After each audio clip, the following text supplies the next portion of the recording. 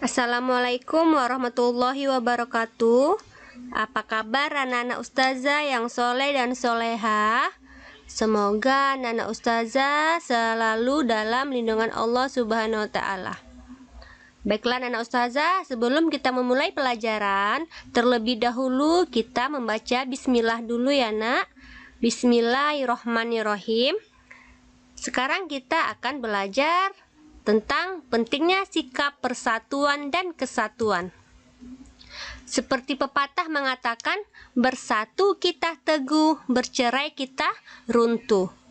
Pepatah tersebut sesuai diterapkan pada bangsa yang memiliki keragaman. Bangsa Indonesia memiliki keragaman suku bangsa, bahasa, sosial, dan budaya. Oleh karena itu, bangsa Indonesia memerlukan persatuan agar menjadi bangsa yang kuat. Sebagai rakyat Indonesia, kita harus menunjukkan sikap menjaga persatuan dan kesatuan bangsa sebagai berikut. Menghormati teman yang beribadah, tidak membeda-bedakan teman yang berbeda suku, menghormati teman yang sedang menyampaikan pendapat, menghormati keragaman budaya lain.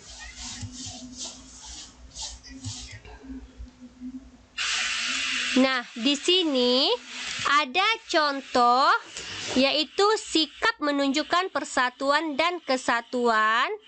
Bisa kita lihat bersama-sama ya, Nak. Kemudian, contoh sikap tidak menunjukkan persatuan dan kesatuan. Di sini juga ada gambar, yaitu ada beberapa anak yang sedang melihat temannya yang lagi sakit. Ini termasuk ke sikap persatuan dan kesatuan. Kemudian melaksanakan piket bersama, itu mencerminkan juga persatuan dan kesatuan. Berkelahi dengan teman tidak menunjukkan persatuan dan kesatuan. Gotong royong membersihkan lingkungan menunjukkan persatuan dan kesatuan. Kedamaian tercipta karena kita berbeda. Baiklah anak ustazah, itulah tadi penjelasan dari pembelajaran kita. Di sini ada soal, silakan anak ustazah kerjakan di buku latihan atau buku catatan anak ustazah. Silakan kirim ke ustazah melalui WA pribadi ustazah ya nak, tidak melalui grup. Terima kasih anak-anak ustazah, semoga antum semua paham dengan penjelasan ustazah. Wassalamualaikum warahmatullahi wabarakatuh. Baiklah anak ustazah, sekarang kita masuki ke gagasan pokok dan gagasan pendukung dalam bentuk peta pikiran. Pernahkah anak ustazah membuat peta pikiran? Kalau belum, mari kita bersama belajar. Gagasan pokok selalu berdampingan atau selalu beriringan dengan gagasan pendukung. Artinya, setiap ada gagasan pokok, selalu ada gagasan pendukung di dalamnya.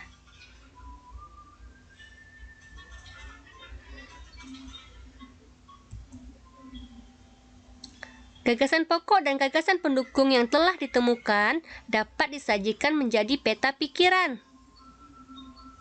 Peta pikiran merupakan cara menuangkan informasi yang diperoleh ke dalam bentuk diagram. Peta pikiran memudahkan kita untuk mengingat isi dan informasi penting suatu teks. Bacalah teks tersebut terlebih dahulu. Batik.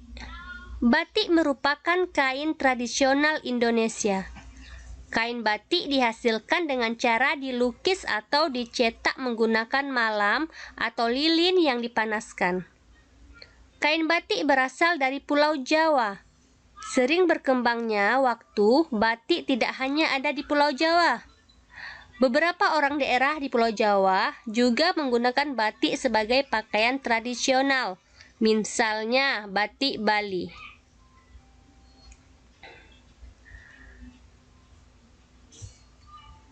Nah, di sini kita akan membuat peta pikirannya, Nak.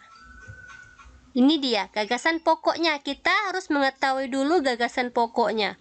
Gagasan pokoknya adalah batik merupakan kain tradisional Indonesia. Sedangkan gagasan pendukung, cara membuat kain batik, tempat asal kain batik, dan persebaran. Baiklah anak ustazah, kali ini kita akan membahas pelajaran kita tentang menentukan gagasan pokok dan gagasan pendukung dengan membaca dalam hati. Pernahkah anak ustazah membaca buku cerita, buku dongeng, ataupun buku pelajaran itu di dalam hati? Pasti pernah ya nak ya. Nah, di sini kita akan membahas gagasan pokok dan gagasan pendukung dapat ditemukan dengan cara membaca dalam hati. Membaca dalam hati berarti membaca tanpa mengeluarkan suara. Tidak bersuara ya nak ya.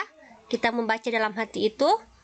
Membaca dalam hati adalah kegiatan membaca dengan seksama yang bertujuan untuk memahami dan mengerti isi dari teks yang antum baca. Itulah tadi dia nak ya. Menentukan gagasan pokok dan gagasan pendukung dengan membaca dalam hati. Ingat, membaca dalam hati berarti dia tidak mengeluarkan suara. Nah, di sini antum ustazah kasih tugas. Yang pertama, sebutkan apa yang antum ketahui tentang membaca dalam hati. Kemudian antum baca paragraf yang ada di bawah ini. Antum tentukan gagasan pokok dan gagasan pendukungnya. Terima kasih anak ustazah, semoga antum paham ya nak tentang pelajaran kita hari ini. Baiklah anak ustazah, kita akan melanjutkan pelajaran kita yang terakhir ya nak, yaitu tentang muatan IPS.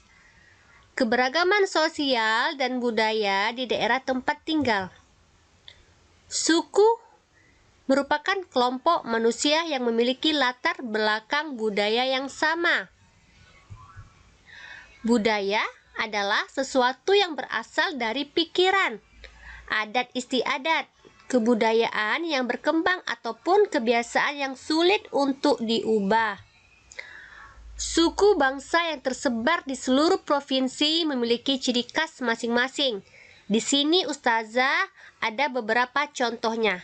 Yang pertama, suku Minang. Suku Minang memiliki rumah adat bernama Rumah Gadang dan mempunyai tarian bernama Tari Piring. Bahasa yang digunakan adalah bahasa Minang. Yang kedua, suku Jawa. Suku Jawa memiliki upacara adat yang khas yaitu sekaten. Yang ketiga, suku Betawi memiliki pertunjukan khas yaitu ondel-ondel, rumah adat yang bernama Rumah Kebaya. Yang keempat, suku Bali. Suku Bali ini memiliki tarian yang bernama Tari Pendet. Yang kelima, suku Ambon. Suku Ambon memiliki tarian yang bernama Katreji yang diiringi oleh alat musik ukulele. Rumah adat suku Ambon bernama Baileo. Perbedaan kondisi geografis wilayah Indonesia mendorong berkembangnya pakaian adat yang beragam. Di sini ustazah juga ada beberapa contoh ya nak pakaian adatnya. Bagi bangsa Indonesia, pakaian adat termasuk salah satu kekayaan budaya. Penduduk daerah biasanya mengenakan pakaian adat dalam peringatan peristiwa atau acara tertentu. Contohnya, pakaian adat dikenakan saat acara pernikahan atau tradisi adat daerah setempat. Berikut ini merupakan contoh pakaian adat yang ada di Indonesia. Yang pertama, Sukapura dan Kebaya. Ini merupakan pakaian adat Jawa Barat. Oke. Kemudian Melayu Jambi merupakan pakaian adat Jambi.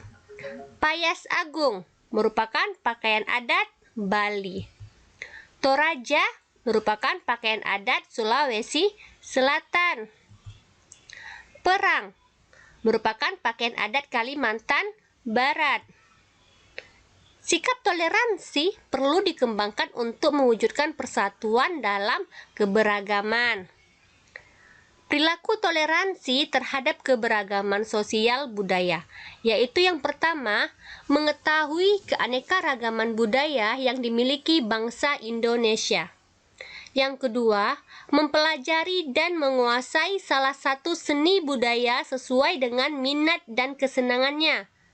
Yang ketiga, merasa bangga terhadap budaya bangsa sendiri. Yang keempat, menyaring budaya asing yang masuk ke dalam bangsa Indonesia. Budaya, keyakinan, warna kulit. Mari saling menghormati dalam keberagaman agar negara kita selalu utuh dan damai. Sekian pembelajaran kita hari ini. Semoga apa yang Ustazah sampaikan antum mengerti dan paham ya nak, dan tetap semangat belajarnya. Terima kasih. Wassalamualaikum warahmatullahi wabarakatuh.